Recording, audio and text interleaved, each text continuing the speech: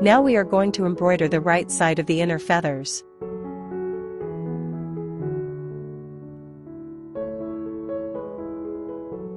Fill the entire right side of the inner feathers. All the lines are oriented towards the beak.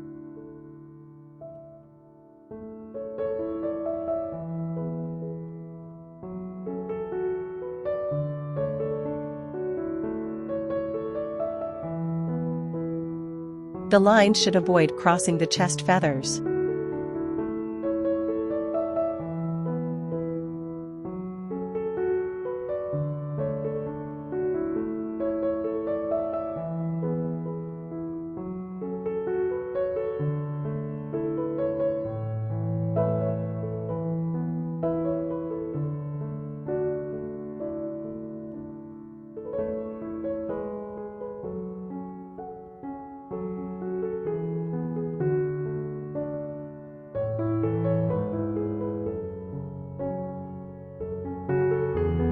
Continue filling this area in the same way.